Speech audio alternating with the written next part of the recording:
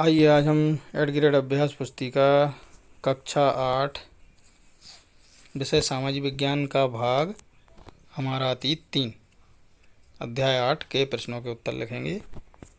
सबसे पहले हम अध्याय 8 का नाम देखेंगे, राष्ट्रीय आंदोलन का संगठन 1870 के दशक से 1947 तक। तो इसका ये बहुविकल्पी प्रश्न है। प्रश्न क्रमांक 1, poverty and un British rule in India पुस्तक के लेखक थे।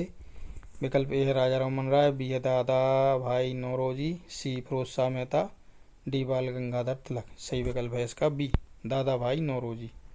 बी वाले विकल्प पे सही के चिन्ह लगा लें। प्रश्न क्रमांक 2, केसरी समाचार पत्र के संपादक थे। ए लाला लाजपत राय, बी बाल गंगाधर तिलक, सी दादा भाई नौरोजी, डी सुभाष चंद्र बोस। सही उत्तर है बी, बाल गंगाधर तिलक। बी वाले विकल्प पे सही का चिन्ह लगा लें। तीसरा प्रश्न है, वन सत्याग्रह किस क्षेत्र से संबंधित था। विकल्प ए है आंध्र प्रदेश, बी गुजरात, सी पंजाब, डी उत्तर प्रदेश। सही उत्तर है इसका ए, आंध्र प्रदेश। ए वाले विकल्प पे सही का चिन्ह लगा लें। प्रश्न क्रमांक 4, आज़ाद हिंद फौज का गठन किया गया था। विकल्प ए है बी के दत्त, बी रास बिहारी घोष, सी सुभाष चंद्र बोस, डी लखन नायक। सही उत्तर है इसका सी, सुभाष चंद्र बोस। प्रश्न क्रमांक 5, ब्रिटिश भारत के संबंध में कौन सा कथन सही नहीं है। विकल्प ए है साइमन कमीशन में कोई भारतीय सदस्य नहीं था, बी चौरा चौरी घटना के कारण गांधी जी द्वारा असहयोग आंदोलन वापस लिया गया, सी गवर्नमेंट ऑफ इंडिया एक्ट 1935 में प्रांतीय स्वायत्तता का प्रावधान किया गया, डी है भारत छोड़ो आंदोलन सन 1922 में प्रारंभ हुआ। सही विकल्प है डी, भारत छोड़ो आंदोलन सन 1922 में प्रारंभ हुआ। डी वाले विकल्प पर सही के चिन्ह लगा लें। प्रश्न क्रमांक 6, रिक्त स्थानों की पूर्ति कीजिए। तो ये देखिए, इसमें ए है एल्बर्ट बिल द्वारा भारतीय न्यायाधीशों को ब्रिटिश या यूरोपीय व्यक्तियों को मुकदमे सुनने का अधिकार दिया। ए वाले में एल्बर्ट भर लें। बी केसरी अखबार मराठी भाषा में प्रकाशित हुआ। बी वाले में मराठी लिख लें। सी 26 जनवरी 1930 को पूरे देश में स्वतंत्रता दिवस मनाया गया। सी में स्वतंत्रता लिख लें। अब डी है नमक कानून भंग करना दांडी यात्रा का उद्देश्य था। डी में दांडी लिख लें। ई जलियांवाला बाग घटना के विरोध में नाइटहुड की उपाधि रविन्द्रनाथ टैगोर के द्वारा लौटाई गई थी। ई वाले में रविन्द्रनाथ टैगोर लिख लें। प्रश्न क्रमांक 7, प्रांतीय स्वायत्तता से क्या आशय है। इसका उत्तर हम देखते हैं। ये देखिए प्रश्न क्रमांक 7 का उत्तर, प्रांतीय स्वायत्तता संघ के भीतर रहते प्रांतों को तुलनात्मक रूप से स्वतंत्र निर्णय लेने की क्षमता देना। प्रश्न क्रमांक 8, बंगाल का विभाजन कब और किसने किया था। उत्तर 1905 में वायसराय करजन ने बंगाल का विभाजन कर दिया था।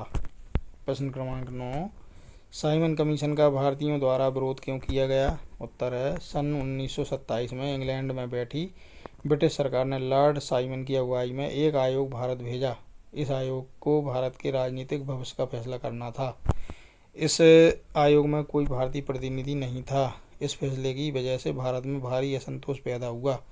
सभी राजनीतिक संगठनों ने भी आयोग के बहिष्कार का फैसला लिया। अब प्रश्न क्रमांक 10, एल्बर्ट बिल सरकार ने क्यों वापस लिया था। 1883 में सरकार ने एल्बर्ट बिल लागू करने का प्रयास किया। इसको लेकर काफ़ी हंगामा हुआ। विधेयक में प्रावधान किया गया था कि भारतीय न्यायाधीश भी ब्रिटिश या यूरोपीय व्यक्तियों पर मुकदमे चला सकते हैं, ताकि भारत में काम करने वाले अंग्रेज और भारतीय न्यायाधीशों के बीच समानता स्थापित की जा सके। अंग्रेजों के विरोध की वजह से सरकार ने यह विधेयक वापस ले लिया। प्रश्न क्रमांक 11, गांधी जी की दांडी यात्रा के उद्देश्य क्या थे। उत्तर है सन 1930 में गांधी जी ने ऐलान किया कि वह नमक कानून तोड़ने के लिए यात्रा निकालेंगे। उस समय नमक के उत्पादन और बिक्री पर सरकार का एकाधिकार होता था। इस एकाधिकार को ख़त्म करने के लिए महात्मा गांधी ने दांडी यात्रा का आह्वान किया। महात्मा गांधी और अन्य राष्ट्रवादियों का कहना था कि नमक पर टैक्स वसूलना पाप है, क्योंकि यह हमारे भोजन का एक बुनियादी हिस्सा होता है। नमक सत्याग्रह ने स्वतंत्रता की व्यापक चाह को लोगों की एक खास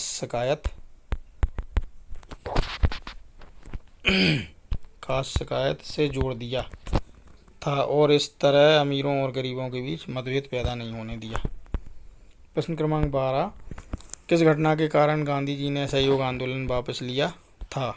उत्तर, गांधी जी अहिंसात्मक आंदोलन के समर्थक थे, किंतु 5 फरवरी 1922 को उत्तर प्रदेश में चौरी चौरा नामक स्थान पर असहयोग आंदोलनकारियों ने एक थानेदार व 21 पुलिसकर्मियों को थाने में बंद कर जीवित जला दिया। गांधी जी ने इस घटना से अत्यंत दुखी होकर असहयोग आंदोलन वापस ले लिया। प्रश्न क्रमांक 13, रॉलेट कानून का भारतीयों ने क्यों विरोध किया? उत्तर है, यह कानून अभिव्यक्ति की स्वतंत्रता जैसे मूलभूत अधिकारों पर अंकुश लगाने और पुलिस को और ज़्यादा अधिकार देने के लिए लागू किया गया था।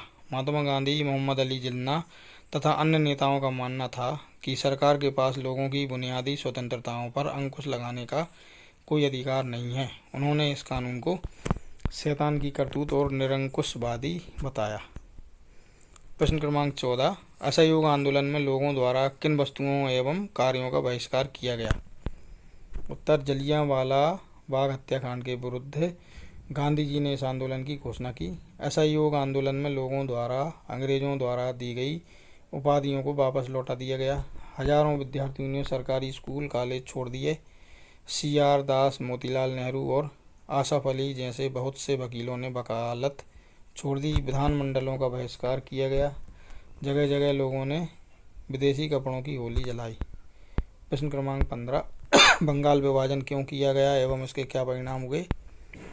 उत्तर, बंगाल विभाजन के निर्णय की घोषणा 19 जुलाई 1905 को की गई थी। विभाजन करने का अंग्रेजों द्वारा यह तर्क दिया गया कि इससे प्रशासनिक सुविधा होगी। बंगाल के विभाजन से देश भर में गुस्से की लहर फैल गई। मध्यमार्गी और आमूल परिवर्तनवादी कांग्रेस के सभी धड़ों ने इसका विरोध किया। विशाल जनसभाओं का आयोजन किया गया और जुलूस निकाले गए। जन प्रतिरोध के नए नए रास्ते ढूंढे गए। इससे जो संघर्ष उपजा उसे स्वदेशी आंदोलन के नाम से जाना जाता है। यह आंदोलन बंगाल में सबसे ताकतवर था, परंतु अन्य इलाकों में भी इसकी भारी अनुगूंज सुनाई दी। प्रश्न क्रमांक 16, कैबिनेट मिशन की असफलता के क्या कारण थे? उत्तर, 1946 में ब्रिटिश सरकार ने मुस्लिम लीग की पाकिस्तान की मांग का अध्ययन करने और स्वतंत्र भारत के लिए एक सही राजनीतिक बंदोबस्त सुझाने के लिए 3 सदस्यीय कैबिनेट मिशन भारत भेजा। कैबिनेट मिशन ने सुझाव दिया कि भारत अविभाजित रहे और उसे मुस्लिम बहुल क्षेत्रों को कुछ स्वायत्तता देते हुए एक ढीले ढाले महासंघ के रूप में संगठित किया जाए। कांग्रेस एक मजबूत केंद्र चाहती थी और मुस्लिम लीग भारत का विभाजन, इसलिए दोनों ने इस प्रस्ताव को अस्वीकार कर दिया और कैबिनेट मिशन असफल हो गया। प्रश्न क्रमांक 17, दिए गए चित्रों को पहचान कर किन्हीं 2 महापुरुषों के भारतीय राष्ट्रीय आंदोलन में योगदान का वर्णन कीजिए। ये देखिए, इनमें से सुभाष चंद्र बोस पहले। स्वतंत्रता संग्राम में सुभाष चंद्र बोस का योगदान अतुलनीय है। सुभाष चंद्र बोस उन पहले भारतीय क्रांतिकारियों में से थे जिन्होंने सक्रिय रूप से अन्य बड़ी शक्तियों के साथ बाहरी गठबंधन की तलाश की और ब्रिटिश सेनाओं का विरोध करने के लिए एक भारतीय राष्ट्रीय सेना बनाई। उन्होंने गठबंधनों के महत्व को समझा था और इसलिए ब्रिटिश साम्राज्यवाद का मुकाबला करने के लिए हिंदू और मुस्लिम ताकतों को एकजुट करने के लिए लामबंद हो गए।